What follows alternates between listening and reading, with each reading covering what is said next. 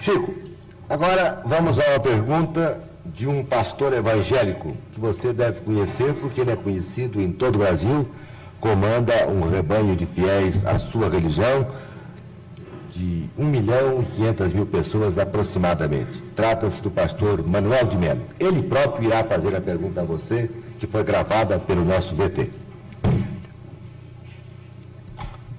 Meu caro Xavier, meus cumprimentos. E convidado por esse programa e pela sua direção para lhe formular uma pergunta, quero fazê-lo com muito agrado, com muita satisfação, por conhecer você através da literatura, da sua fama, e que ninguém de consciência tranquila pode negar as suas qualidades mediúnicas. Você, como uma das maiores autoridades espírita ou espiritualista deste país, para não dizer deste continente, por gentileza me responda a esta pergunta, que está sendo formulada em meu nome pessoal e em nome de toda a minha organização, isto é, de 1,5 milhão de fiéis que representam nesse país e de cerca de 4.000 pregadores que tenho a honra de liderar. O Espiritismo, Xavier, tem um ponto que se choca profundamente, teologicamente falando, com os princípios bíblicos que defendemos nós, os evangélicos. É exatamente aquele ponto da reencarnação. Isto é, cada pessoa que nasce é sempre reencarnação de uma pessoa que faleceu, de uma pessoa que morreu. Assim, é apregoado e ensinado pelos espíritas no mundo inteiro. Para esclarecimento dos telespectadores desta rede enorme de televisão, deste horário, em nosso pinga-fogo, esclareça o seguinte: Deus criou Adão e Eva. Todos nós concordamos, creio que você também, a maneira como foi criado e o mundo cristão inteiro. Muito bem, mas logo após a criação de Adão e Eva, as duas primeiras criaturas humanas, surgiram as duas outras criaturas humanas. São os dois filhos de Adão e Eva, Abel e Caim. Você poderia, dentro da sistemática espiritualista, dentro da doutrina da reencarnação, você poderia dar, meu caro Xavier, uma explicação aceitável de onde vieram, qual a procedência de Caim e Abel, os dois primeiros filhos de Adão, isto é, pela ordem, a terceira e a quarta pessoa humana existente aqui na Terra? Responda-me. E eu gostaria que os milhões de telespectadores que assistem agora a você com tanta atenção, devido à fama do seu nome e as qualidades insofismáveis que você as tem, responda a procedência e como essas duas criaturas humanas vieram à Terra, Abel e Caim. É somente isto e muito obrigado. Ô Chico, a pergunta é um pouco longa, mas você entendeu bem, né? Entendi. Então...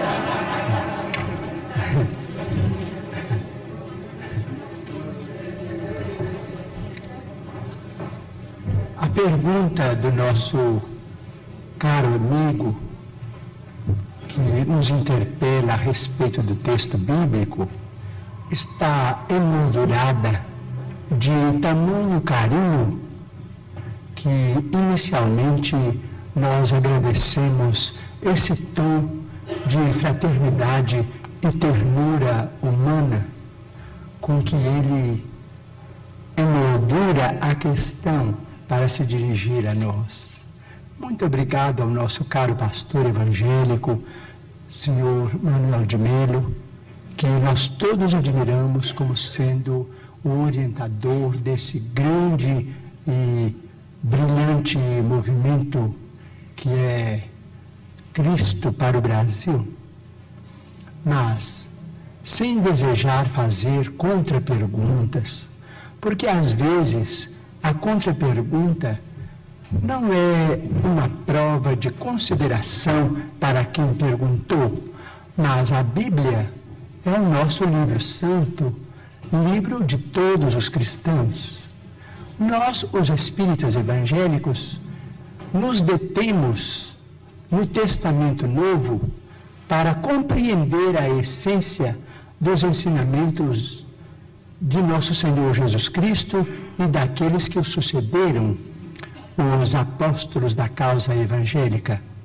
Não temos maior intimidade com o Velho Testamento, entretanto pedimos permissão ao nosso caro pastor evangélico, senhor Manuel de Melo, para considerar que no livro de Gênesis, no capítulo 4, versículos 16 e 17, vamos encontrar uma questão muito interessante para nossos estudos em conjunto, porque nós todos somos estudantes das letras sagradas.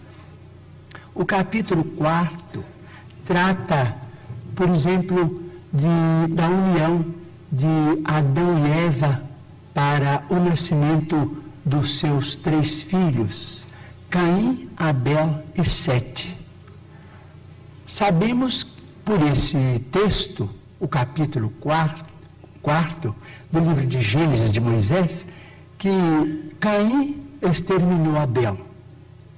Entretanto, nos versículos 16 e 17, nós encontramos uma informação muito curiosa, a informação de que Caim, em se retirando da face de Deus, se dirigiu para uma cidade ou uma terra chamada Nod, onde ele desposou aquela que foi sua esposa e teve com ela uma grande descendência.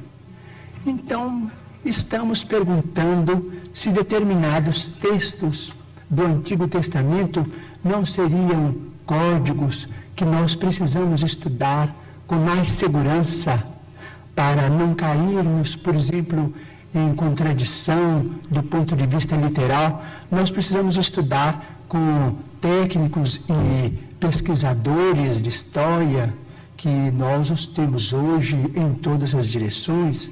Digo isso com o máximo respeito, porque se Caim matou Abel antes do nascimento de Sete, mas casou-se numa cidade chamada Nod, onde encontrou a sua mulher, aquela que foi sua esposa, e com ela teve uma grande descendência, o assunto exige estudos especiais de nós todos.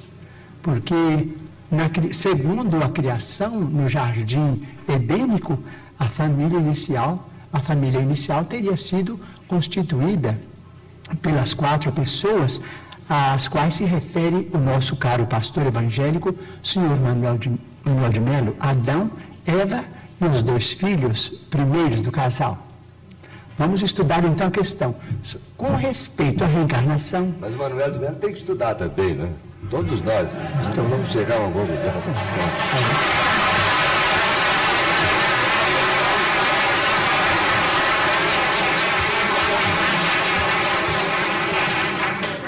Bom, com respeito à reencarnação, posso dizer? Pode, Chico. Com respeito à reencarnação, nós, os espíritas, estamos diante de uma realidade inconteste para nós. Normalmente, na vida mediúnica, temos assistido, nestes quase 45 anos de espiritismo evangélico à luz dos princípios kardecianos, a desencarnações e reencarnações. Mas permitimos-nos também perguntar ao senhor Manuel de Melo, nosso caro pastor evangélico, senhor da pergunta, e também àqueles que fazem objeções contra os princípios da reencarnação, permitimos-nos perguntar sobre o sofrimento das crianças. Por exemplo, não vamos nos referir aos adultos, porque seria alongar muito a resposta, mas vamos pensar nas crianças. Por exemplo, nós, os espíritas, muitas vezes encontramos determinados casos de suicídio, e às vezes suicídio acompanhados de homicídio, ou às vezes apenas de homicídio. Nós vamos encontrar esses problemas do complexo de culpa levado para além desta vida, e depois esse complexo de culpa renascido com aquele que é responsável por ele através de sofrimentos que só podemos entender através da reencarnação. Por exemplo, muitas vezes temos encontrado, por exemplo, irmãos nossos suicidas que dispararam um tiro contra o coração e que voltam com a cardiopatia congênita ou com determinados fenômenos que a medicina classifica dentro da chamada tetralogia de Fallot. Nós vimos companheiros que quiseram morrer voluntariamente pelo enforcamento e que voltam com a paraplegia infantil, comumente chamada de enfermidade de Lytton. Nós vemos muitos daqueles que preferiram o veneno e que voltam com malformações congênitas, com problemas miopáticos, com o mixedema, aqueles que às vezes violentam o próprio ventre e que voltam também sofrendo as tendências e que às vezes acabam se desencarnando com o chamado infarto mesentérico. Nós vemos, por exemplo, aqueles que preferiram morrer pelo afogamento para se retirarem da vida num ato de rebeldia contra as leis de Deus. Vemos, por exemplo, aqueles que preferiram o afogamento e que voltam com o chamado enfisema pulmonar. Aqueles que dispararam tiros no próprio crânio e que voltam com tantos fenômenos dolorosos, como, por exemplo, a idiotia, a acromegalia, quando o tiro, vamos dizer, quando o projétil alcança a hipófise, porque nós estamos em nosso corpo físico subordinado ao nosso corpo espiritual. Então, principalmente nos fenômenos, os fenômenos decorrentes do suicídio por tiro no crânio são muito dolorosos, porque vemos a surdez, a cegueira, a mudez congênitas, e vemos este sofrimento em crianças incompatíveis com a misericórdia de Deus, porque nós sabemos que Deus não quer a dor. Diz Emmanuel, se Deus quisesse a dor, Ele não teria nos dado anestesia através da medicina. A dor é uma criação nossa. Chegamos ao além com determinado complexo de culpa e pedimos para voltar ao corpo, trazendo as consequências de nossos próprios atos menos felizes. Então, pedimos ao Senhor, Manuel